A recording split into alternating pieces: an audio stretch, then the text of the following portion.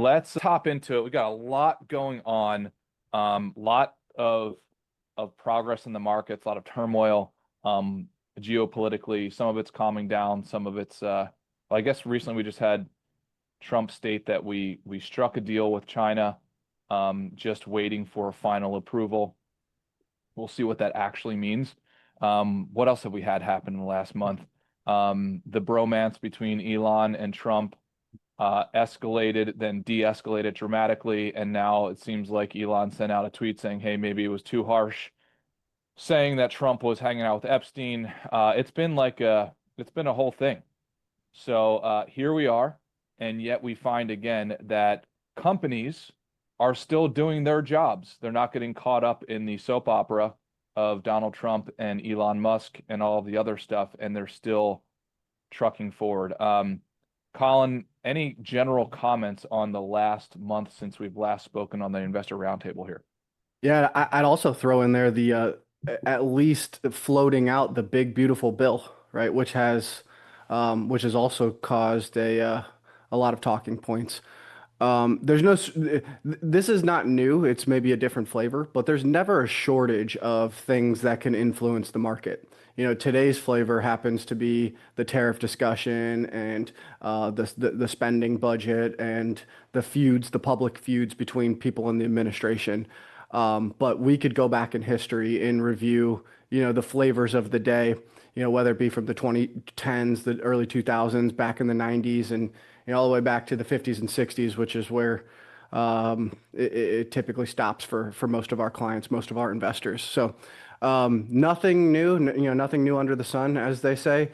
It's just a different version of it, but it's certainly certainly a lot we could talk about. We could go a lot of different directions with it, and I do think we have a couple interesting topics that we want to zoom in on today. Yeah. Mr. Joel, anything you want to bring to the table before we jump into some of these graphs here, buddy? Yeah, well, just that I think it's not going to stop. I mean, it's like Colin mentioned, this has happened for decades, hundreds of years, politically. You go back and look at some of the rhetoric, in the Abraham Lincoln election and other, elections that we think were probably more civil and calm. And they were saying outrageous things about each other. So I don't think this is going to change into the future. But to your point, Wes, I think we've got a really good chart coming up. I know that not only are companies doing their job, continuing to do business, but specifically American companies continuing to do business, which I think is very bullish for all of us, and very positive. Yeah, so let's dissect here at a macro level, and we're going to keep on talking about some of these macro trends because they're evolving every day. Now, depending on your stance politically, right, some of these can be, relatively radioactive, so we try to, be delicate around some of these. The first thing is the deficit, and this is going to be a conversation ongoing for quite some time. So if you look at the two big macro pillars of let's say our fiscal outlook, we have the revenue side and we have the expense side. So I don't know if you guys are enormous fans of Sankey charts, but I'm an enormous fan of Sankey charts. I think they're absolutely outstanding. So therefore, because I'm controlling the mic here, I'm going to show everybody this. If we break down, right, Colin, can you guys see this, pal? Yep. Okay. So this is from the Visual Capitalist. I think it's an outstanding chart. Shows total basically revenue and spend from America, $1.8 trillion deficit. What does that look like? We have here the receipts on the left side, $2.4 trillion in individual income taxes, payroll taxes, $1.7 trillion, corporate taxes, $530 billion, and $253 billion in the other category. Then on the total spending side, if you can see here, $1.5 trillion for Social Security, $912 billion healthcare, $882 billion for net interest on debt. So when we say, hey, this is now the third highest line item on our deficit chart, that's what we're talking about. Then we have Medicare, $874 billion, defense, $874 billion, income security, $671 billion, veterans, $325, education, $305, transport, $137, and $311 in other. So now let's zero in on this. When we talk about solving the spending side, This, in my view, is very difficult because if we look at these top four, maybe top five, how are we going to do that? Right? We have an aging demographic. So when we look at things like Social Security and healthcare and Medicare, who is going to run on a platform of decreasing that spend? Now, I'm also not sure who's going to run on a platform of decreasing defense spend. So it seems to me that out of the handful of the top expenditures, I don't know, is our best bet, right? Like somehow reducing interest rates. So this net interest on debt like reduces, but that is a temporary fix in my opinion. So let's go roundtable here. And Colin, what you I think, think, yeah, well, I think maybe this is why the Doge efforts were a bit underwhelming, right? Because exactly what you said, Wes, it's how do you take a knife and slash the obligations that you promised American people? And by the way, in some of those instances where the American people paid into the programs, right? Social Security and Medicare are stuff that you participated in. They subtracted dollars from your paycheck for decades. There's no reneging on that obligation, right? And I think Doge was directionally correct. Don't get me wrong. I appreciate the enthusiasm and the effort in saying, hey, wherever there's waste, wherever we can clean it up, certainly if there's fraud or abuse, yeah, we absolutely want to take care of that. But if we're looking at like the chart that we just looked at, the largest expense items aren't fraud and abuse and waste. I wish, right? Because that would make this job super simple for politicians. But we really would take a massive risk cutting defense. There's nothing we can do about interest, which it is a huge problem. But this is the problem with compounding trillions of dollars of debt over decades. And certainly, again, Medicare and Social Security largely probably cannot be cut. So it brings me to what I think is a good talking point for us is my personal belief is the way out of this is growth. And there probably is some cutting that you can do from a regulation standpoint. And there probably is some incentivizing entrepreneurs and risk takers in America that would aid the efforts of alleviating the struggles or the issues with the national debt, right? So there's probably a couple ways out of it from a growth standpoint. And instead of like picking one, we should probably pursue all of them. But I don't see how certainly in any reasonable time frame, cut your way out of 35 to 40 trillion dollars of national debt. Yeah, I think we're on the same page there. I think what's really dramatically under talked about right now is out offensing the problem. I'm not optimistic that we bring a sufficient level of defense to the problem to the exact points that you guys have already made. I think it's really hard. I think if we are going to have any extreme or measurable decrease in expenditure, it's going to have to be on a longer duration scale. Like as an example, if we're going to mess with Social Security, I think it's completely reasonable. In fact, I think it's responsible to push the age out of when one can collect Social Security. Now, I do think that should be done for, let's say, I don't know, maybe our generation, Colin, to Yeah. where all of us are going to say, hey, that's pretty reasonable. And, or we just don't care enough because it's so far off in the distance and we're humans and we tend to like discount things that happen in the future. I think that has to happen regardless. I think it's super rational and responsible to do that. I also think I'm going to call a sleeper pick here. I am projecting and predicting in a casual way here, just for my own personal use, this is not a recommendation, that we have an opportunity to massively scale defense for a fraction or reduced price. If you look at companies, again, not a recommendation, but companies like Anduril, et cetera, where we're now bringing heavy tech solutions in to solve some of these defense problems for a fraction of the price is pretty remarkable. Now, this kind of gets into the concept of murder, which is not a fun topic. However, I watched a pretty cool presentation recently about these little mini drones. And I know this sounds horrible, but I'm a tech nerd, so like bear with me here. These little mini drones that are the size of, I don't know, let's say a couple inches, and they fly around and they come packed with this mini explosive, and they are trained to go and hit people in the forehead, right? and then it explodes on contact, and right, Game the over. rest is history, right? Now, that's a horrible situation, but there's the realities of defense. That to me, if I had to pick between that and our humans going over somewhere and protecting us and losing their lives in the process, right, seems right, this is a clear winner. So I would not be surprised if that happens at a dramatically reduced price to what is paid out today.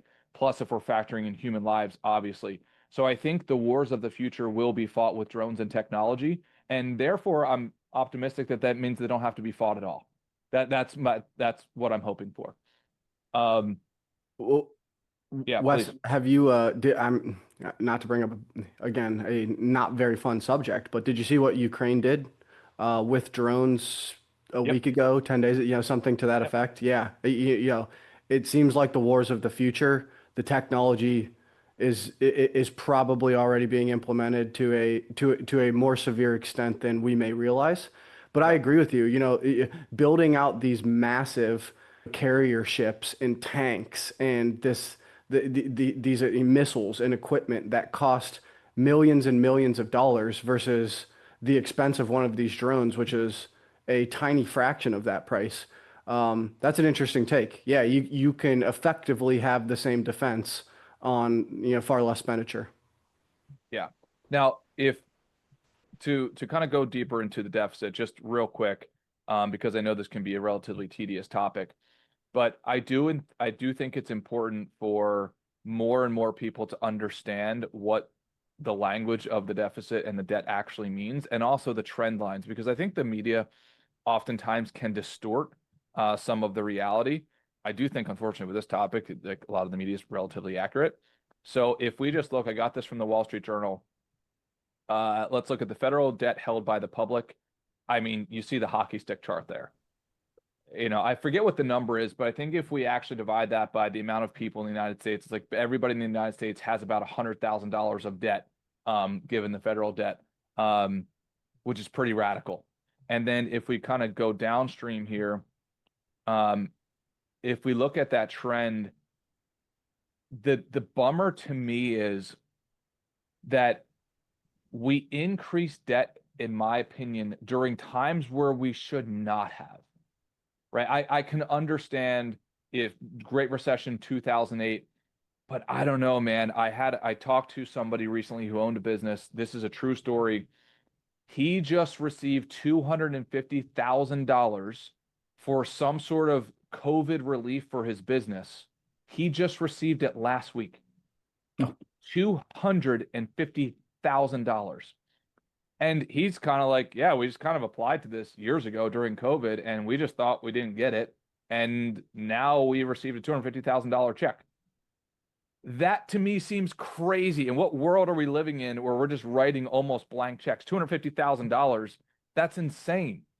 And I've got several stories that are of similar like dramatic extremes. I don't know what we're doing. So, Colin, while I agree with you, I think Doge. I think it's sort of like eyes were bigger than its stomach, so to speak. I also, on the same time, it's like who's writing these checks? $250,000, and I imagine they're not the only business that received that at that time. So it stinks that it feels like we deployed some of our dry powder during times where it should not have been, or at least to the degree that it was. But Colin, what's your take on that? No, I fully agree. We are running deficits and handing out money and government stimulus as if we are in a recession or in a war, and we're not, right? Unemployment's basically at all-time lows. Stock markets are basically at all-time highs. This is off of a wave of technology and productivity increase, and geopolitically, I'm there's definitely things to be worried about, but we're not involved in major wars right now. Yeah, this is not the way that this is not fiscally responsible at all, right? Yeah. This is again, you see the spikes in history, and it was Great Depression, it was World War II, right? It were times where it called for it, where it was necessary, where America was arguably on the brink of collapse, or takeover or whatever the case may be. Those are times we're running deficits You have to throw the kitchen sink at it, or else you die. That has not been the case for, let's call it, the past 10 years, right? I could understand some of the initial COVID spending and some of the initial retreat. It seems like in hindsight, we overdid it, right? Like we turned a good thing into a bad thing. Um, yeah, I loved how the administration and, Doge were talking directionally. But if I could bring it back to something that I kind of threw out there initially, I pretty much disagree with the current iteration of the spending bill that they want to pass because of everything that we just talked about. It adds to the problem, and kind of goes against what I felt like was, maybe a mandate from the American people, or at least an open opportunity to truly try to get us back on a fiscally sustainable and responsible path. Yeah, the notion or the sense I'm getting from what's being floated out there is that's not currently the direction of the next bill, which is it's frustrating, right?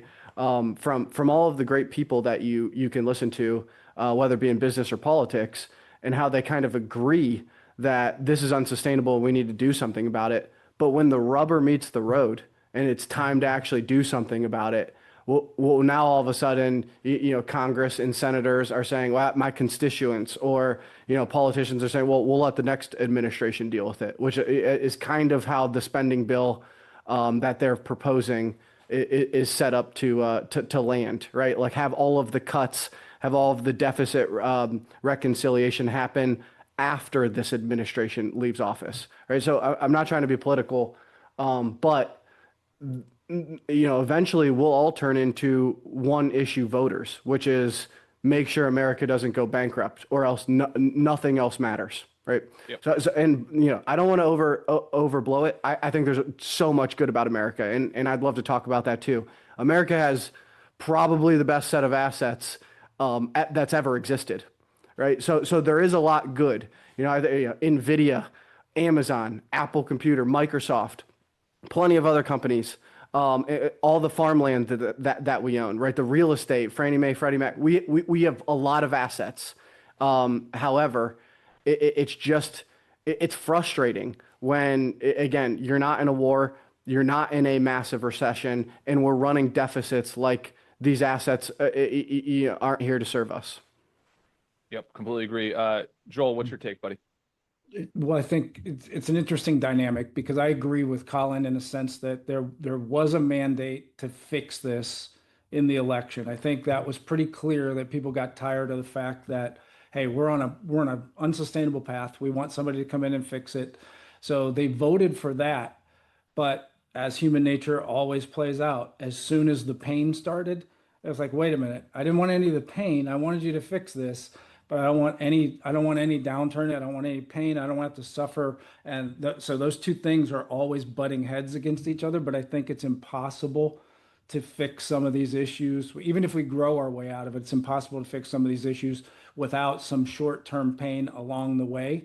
And I don't know that the American people are ever going to say yes to that. So it's a tough thing to, and I think that's where Elon Musk had real issues. Because number one, it was a long-term project. It was not going to get fixed overnight. And number two, then you got to get all the politicians to sign off on it, and they just flat out refused when he sent all the cuts to be voted on. So it's a tough situation. But I agree with you, Wes, in the fact that playing offense and growing ourselves out of this is probably the best way forward. Yeah, so to that end, that's my current opinion. I think the only chance we have, which by the way, I am certain we're going to do it. America has been a story of out offensing its problems since its inception, and the reason is because, pretty simple in my opinion, it's one of the best systems that actually gives incentives for human beings, for smart human beings, to move here and to actually solve problems. I mean, you mentioned Elon Musk, right? He's not a Native American.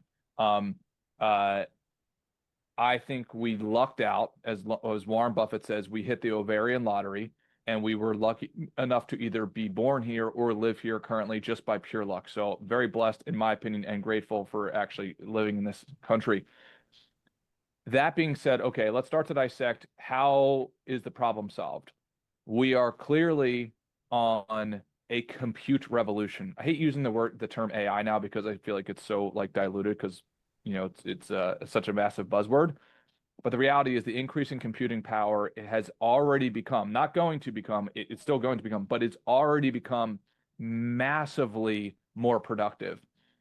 Now, and there will be no industry that's not impacted by that. Like zero industries will not be impacted, right? Every single industry will be impacted by the increase in computing power moving forward. So if we go from there and we say, okay, great. Well, what is the bottleneck to that? The bottleneck to that is going to be energy. This has been a big topic lately.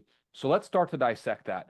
Unfortunately, this topic gets diluted and tangled up with politics somehow. I can understand it, but I think it gets too much entangled with politics. Let's start to break it down. We're going to be doing a presentation here soon on energy because I think it requires like a full deep dive.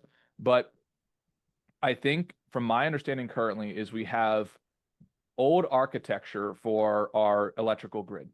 And there's technical reasons as to why that I'm still like studying and doing due diligence on, but basically it's going to require different energy sources and or a conversion of different energy sources being able to be pushed through our grid. And we're going to have to solve it. I'm very optimistic that we will. If you look at battery technology, if you look at large companies and their plans of actually developing their own sources of energy, which have been pretty crazy, like building out their own data centers and building out their own energy sources to be completely self-contained is absolutely amazing. This is something that's often lost in the discussion of saying, oh, well, our grid can't handle it. It's like, well, did you also know that largest companies in America are trying to solve for being off grid completely? And they're investing a ton of money into it. So let's go into this a little bit here. Let's see if I can pull this up. 1 second.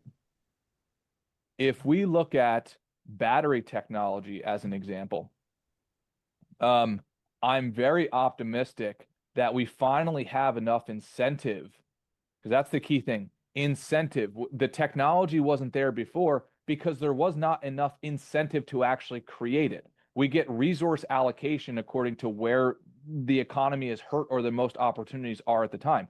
So if we look at battery prices in the US over time, they've come down dramatically.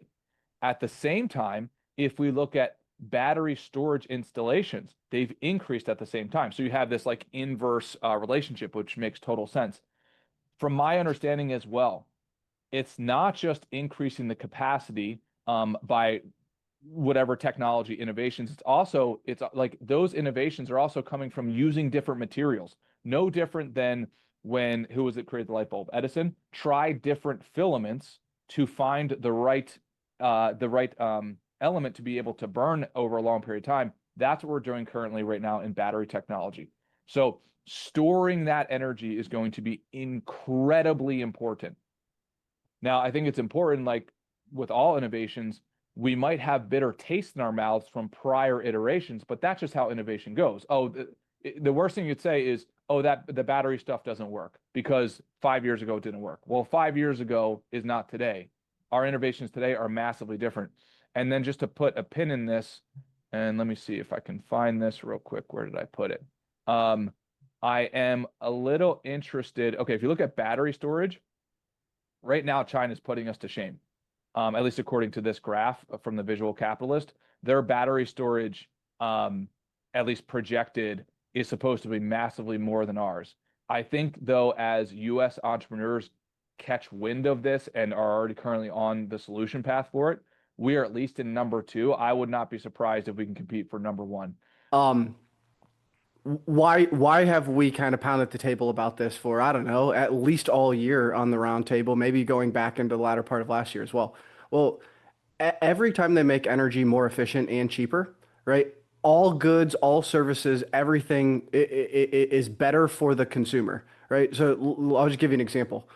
If it's cheaper and more efficient for the farmer to get the milk from the farm to the grocery store, that means you buy it at a cheaper price, right? So just that across all industry, all of everything, whether it be service related or consumer based, right? If energy incrementally gets more efficient and cheaper over time, it drives down the cost of all goods and services, right? Or most all goods and services. What scares me about the chart that Wes just brought up is China seems to recognize this to a significantly greater extent than America right now, right? And I think the ramp up to getting new and better and cheaper and more efficient energy, it's not an overnight thing. It takes years to scale this stuff, right? I don't mean to trigger anybody, right? But while we sit here and worry about gender and race wars and all this stuff, right? China's throwing hundreds of thousands of engineers at problems like, hey, how do we win the AI war? How do we win the energy war, right? And as most Americans, and rightfully so, I would be scared of a hot war with China as well, right? But when most of our fears with China are like, hey, they're going to try to overtake us, or there might be military intervention or something of that nature. The real war, in my opinion, is who's going to win the technology war, who's going to win the energy war. And China is taking it very, very seriously, right? Now, that being said, I agree with both of what my dad and Wes have said over and over again, not on just today's call, but on previous calls of America is really good at once the incentives are correct, right? Having an entrepreneurial spirit to attack it with vigor. And I do think we will get there, right? But if we take our eye off the ball, I heard Jamie Dimon, the CEO of Chase Bank, talk the other day after he returned from a visit from China. And I fully agree with what he said. He said, China's not scared of us. And matter of fact, they're getting busy and they're getting to work while we are fighting over things that are not what we should concern ourselves with long term, right? And I really think we need to get our eye back on the ball of saying like, hey, technology, energy, growth, right? This entrepreneur spirit, which is alive here in America to a far more significant extent than anywhere else in the world, right? We need to capture that and cultivate that and stay there, right? Or that energy war becomes very problematic for us long term. Yeah, and on the optimistic side, the challenge that China has is, from my understanding, they basically have a massive competition at the venture capital level, like startups, et cetera. So from my understanding, I could be wrong about this, their EV startups, electric vehicle startups, I think it was 500, if not 5,000. And in America, what is it? Five? Yeah. Like relatively, like who are real players in the game. So over there, kind of almost conversely to what I thought about China previously, was a very like almost like tyrannical, rigid, semi-communistic, semi-capitalistic sort of like infrastructure. So it seems like at the bottom level they have even more competition than we do on our side in certain industries.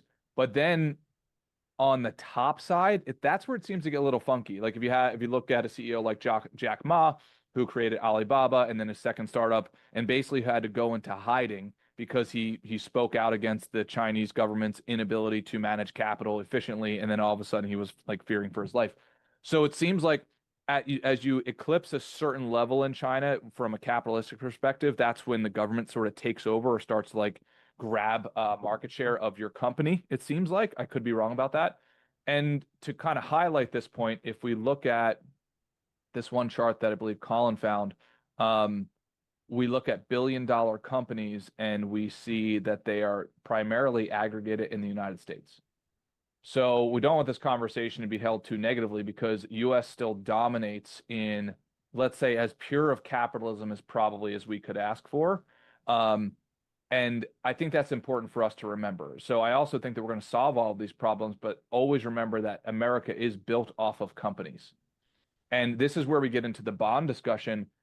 It's not that we dislike bonds, it's just that we really know that if you have a bond that pays you 4% and the fiscal deficit or the debt keeps on increasing and your personal inflation is at 6 or 7%, you are just signing up to lose money every year.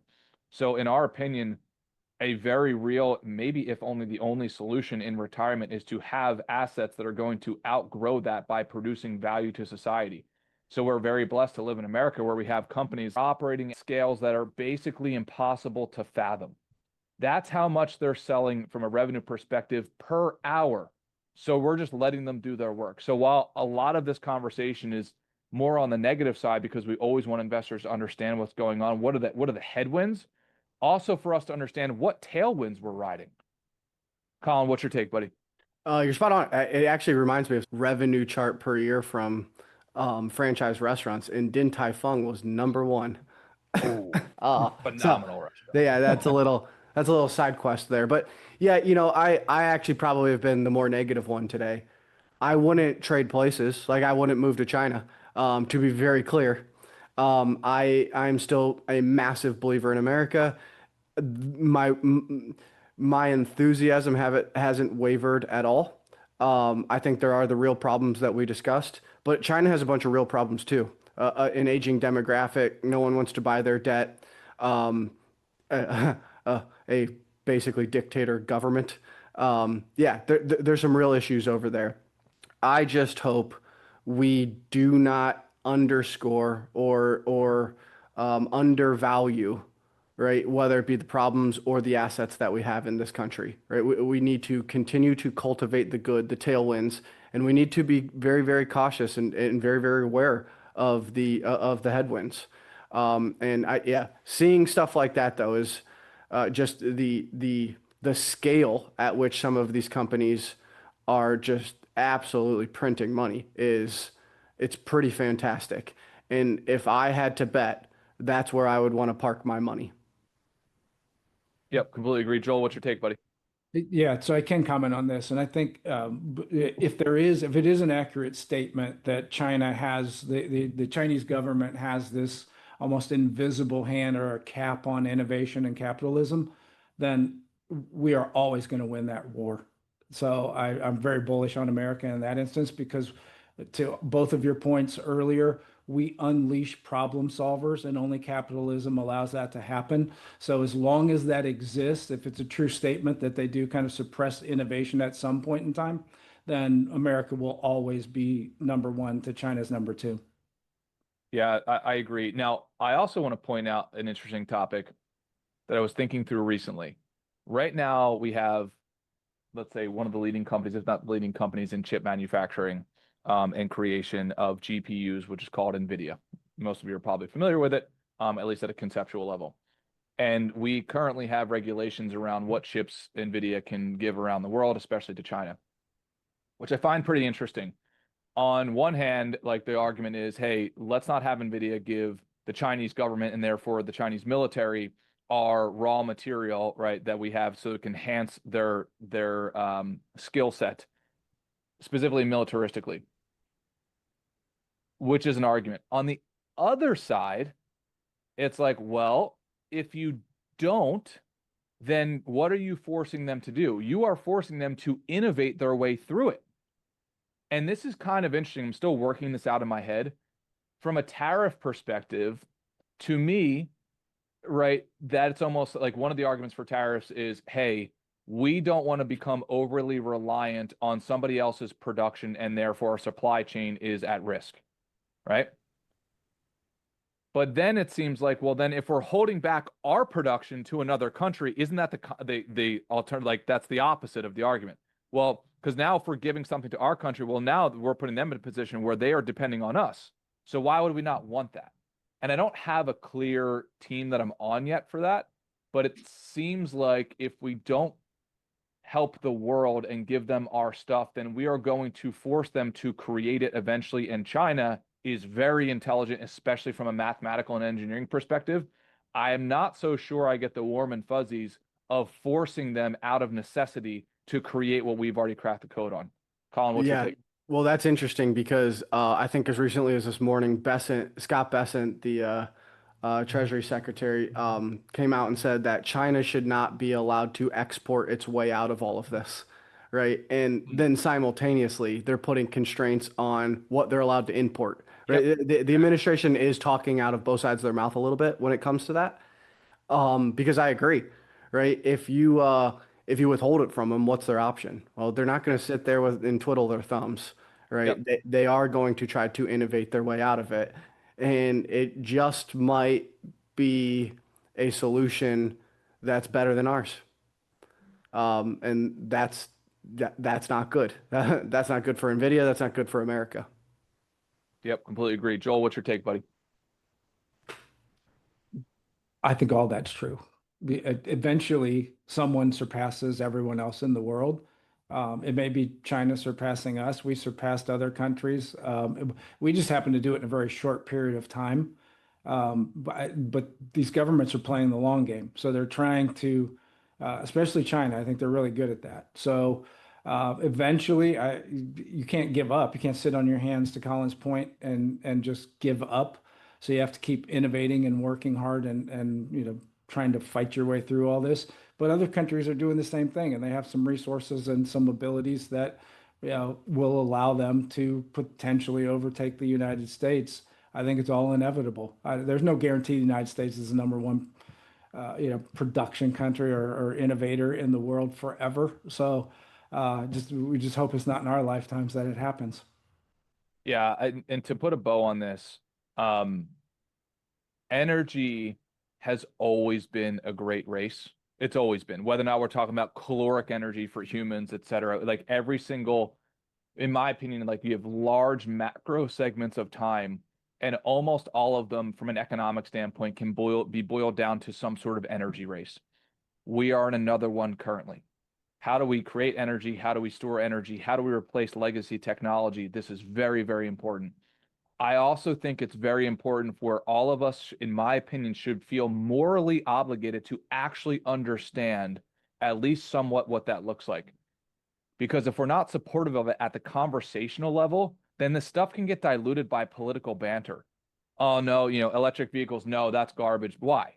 Why is it? Oh, battery technology doesn't work. Oh, nuclear energy, that's dangerous. No, like the more toxic conversation, or let me say this, and I say this in a respectful way, the more ignorant conversation, non-educated conversation we have around this and let politics dictate our actual vernacular around these topics slows down innovation. Let's actually become educated on these topics so we can be supportive as a people to push our companies forward. We do not want red tape. From my understanding, nuclear technology innovation has basically been stunted just because, in my opinion, of ignorant conversation. Colin, would you agree with that? Totally. Yeah, totally. Everyone, and I'm not accusing anyone, right? But everyone's, oh, I'm pro-America, I'm America first, until the talking point disagrees with the political party that they're affiliated with, Yep. right? I would hope that whatever the topic is, we would want to be correct, not. Let me rephrase that. We would want America to push forward, right, with the solution, not, oh, we got our way and the Democrats won, or we got our way and the Republicans won, or whoever, right? I totally agree, right? And that's why, I think we view it as our responsibility to bring up these conversations during these investor roundtable calls, because as maybe like off topic as some of this stuff might seem to you, it's very, very important with the investment profile and the investment mix that we have placed many of you in, probably all of you in, right? So yeah, I very much agree that we need to become educated on these topics so that we can take a more China-like attitude. It's crazy that I'm saying that, right? But a more China-like attitude of like, hey, here's the issue. Now let's throw the problem solvers at it, right? As opposed to, well, I want my political party to be, ahead at the end of this conversation. That seems to me like anti-America. Yep. And let's add this final topic here. Why does all of this matter? It is our responsibility to help teach all of our investors that you are not just investing in red or green ticker symbols up or down for the day. You are investing in productivity increases. That's what you're investing in. It's so important for us to become more attached to that, because the more and more like efficiency we add to it, the further we are from the actual origin of the value exchange. That's what you're invested in. This is not gambling. This is not speculative asset investing. This is investing in value creation. And we have to start to talk about and understand what that value creation is. I mean, if we look at this final chart here, what does AI and increased compute power mean? If we look at these charts from the visual capitalist again, okay, let's just take some high level numbers. Wildlife production, 90% faster camera trap image analysis using AI, freeing up experts to focus on conservative plans, etc.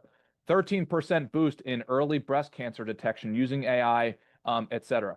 Food production, 21% increase in crop growth per acre in a recent pilot when farmers used AI tools.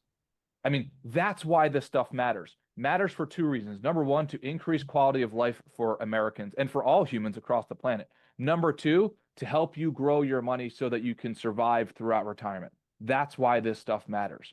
I saw a really cool video recently. This is how crazy some of this compute power is getting, where there was like what do they call, like high speed cameras showing some sort of fruit, let's call it tomatoes, being passed through, like to the tune of like tens of thousands of these tomatoes being passed through this vat. And the AI was working so fast, it had these little flippers, and it would catch a green tomato, which apparently are not good, and it would kick the green tomato out. So imagine you're dumping 100,000 tomatoes from a big vat, and they're falling at the speed of gravity, and these little flippers are able to kick out the green tomato before they reach like the shipping container. That's crazy, right? Do you know how many humans it would take to do that? But computers are now starting to do that. So that's where you get this 21% increase, 13% increase in early breast cancer detection. This is going to impact all of our lives to a degree that we probably can't even imagine, and it most likely will be bigger than the internet. Colin, what's your final words of wisdom, buddy? Oh, I absolutely agree. I love it. That is a message of hope for prosperity in the future, right? We can deploy robots, we can deploy computing power to help us, right? To increase GDP, right? To increase productivity, to increase the standard of living at all rungs of society. You know, as doomsday as I was today, it's typically not me. I'm still very enthusiastic and very optimistic about the direction that America will head, not only in the short term, but in the long term as well. Love it. Joel, final words of wisdom, buddy. I think let's go back to something Colin said earlier. Is that obviously the country's divided in a certain extent on a lot of political issues. Colin said we kind of taken our eye off the ball on things, and that we're infighting about things that really don't move the needle as far as all the technology that we're talking here. Maybe just as important, technology is obviously important, but maybe just as important as a more base human issue at stake here is we have to get back to all feeling like we're all working together to make this country a better place. And until we do that, I think at some point, at some level, just like China's capping innovation, I think that's capping our ability to move forward and actually solve some of these problems. That's a human condition. That's not artificial intelligence or, you know, all of these other things. While those are very important, I think it's a human issue as well, as we have to get back to feeling like America's one country and we're all working together to make it a better place. Yep, love it. The mantra I'm taking away from this meeting is get back to work. Like Yeah. enough of these like BS debates on nonsensical topics. Like leave that for the philosophy club. Everybody get back to work. Assuming you're not retired. If you're retired, enjoy retirement. But the people who are working, get back to work. All right, guys. Thank you guys. I love you all. We will see you next month. See you guys. Thank you, Thanks, everyone. guys. Bye.